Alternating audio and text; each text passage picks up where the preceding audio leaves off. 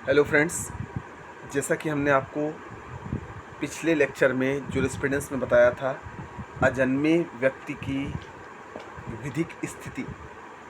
आज हम आपको बताएंगे इस वीडियो में कि मृत व्यक्ति की विधिक स्थिति क्या है। तो मृत व्यक्ति विधिक नहीं है, ना तो उन्हें अधिकार प्राप्त है और ना ही वे किसी के अधीन है। मृत व्यक्ति का आधार तथा कर्तव्य विहीन होते हैं, परंतु क्या मृत व्यक्ति नितांत अधिकार विहीन है? यह प्रश्न विचारणीय है।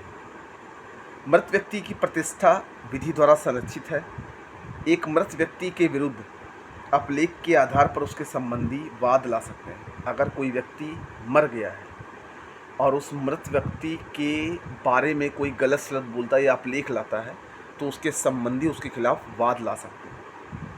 ऐसा वाद सफल होगा यदि मृत व्यक्ति के विरुद्ध अपलेख से उसके उत्तराधिकारियों की प्रतिष्ठा पर आक्रमण किया जाता है। यदि मृत व्यक्ति के खिलाफ बोले गए शब्द उसके सगे संबंधियों की प्रतिष्ठा पर आक्रमण करते हैं, तो ये वाद सफल होगा। ऐसे मामले में ये कहा जाता है कि यहाँ मृत व्यक्ति की प्रतिष्ठा को नहीं, परंतु उसके उत्तराधिकारियों की प्रतिष्ठा को विधि सुरक्षा। ऐसी स्थिति में कहा जाता है कि मृत व्यक्ति को तो विधिक सुरक्षा प्राप्त नहीं है, लेकिन जो उसके उत्तराधिकारी हैं उनकी प्रतिष्ठा को विधि का संरक्षण है। मृत व्यक्ति के वसीयती अंतरण को विधि प्रवृत्त कराती है।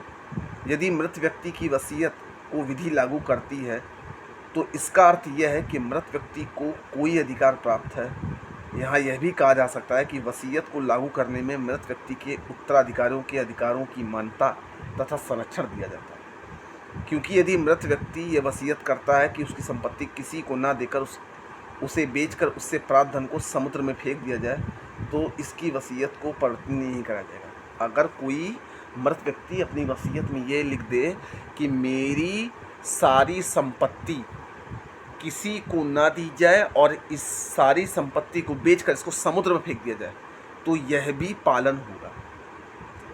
विधि मृतक की आदर्श पूर्ण अंतुष्टि को सुनिश्चित करता है। इसका यह अर्थ नहीं कि मृतक का आदर्श पूर्ण अंतुष्टि का अधिकार है। यहाँ विधि समाज के हित का संरक्षण देता है, जिससे शव को सड़ने से रोका जा सके।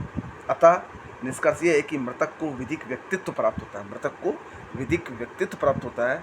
मृतक के अधिकार तथा कर्तव्य नहीं होते। मृतक के अधिकार तथा कर्तव्य नहीं होते।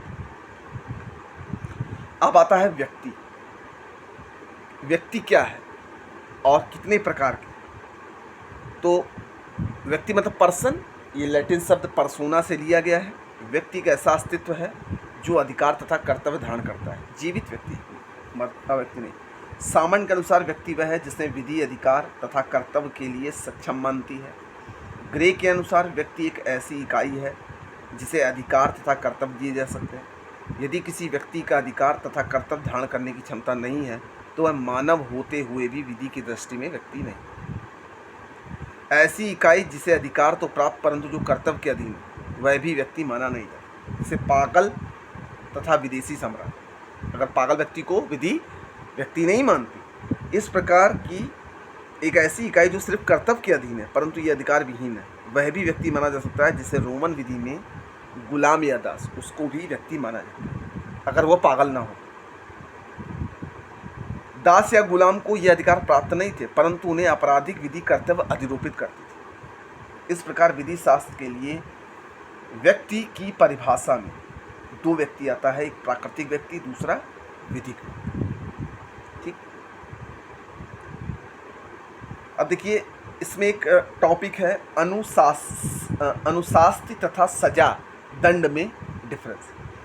अनुशास्ति से तात्पर्य विधि के परिवर्तन के लिए राज्य द्वारा प्रयुक्त किए जाने वाला शारीरिक या भौतिक बल।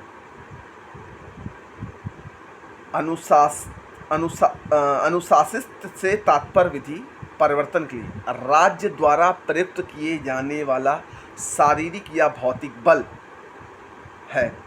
ठीक है, क्या? अनुशास्ति।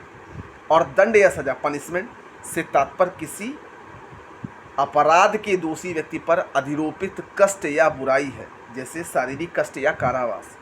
इस प्रकार अनुशासित दंड या सजा अधिक विस्तृत है। ठीक है, राज्य के द्वारा प्रयुक्त शारीरिक या भौतिक बल जो है वो अनुशास्ती है।